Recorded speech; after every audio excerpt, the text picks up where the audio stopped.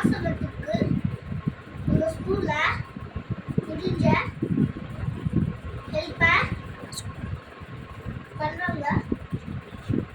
நானும் என்னால முடிஞ்ச ஹெல்ப் பண்ணேன். என்னன்னு பார்த்தீங்கன்னா 3 கிலோ அரிசி, 2 கிலோ 1 கிலோ மொச்சை பயிறு, 3 கிலோ ரவை பாக்கெட்டு, 3 பாக்கெட்டு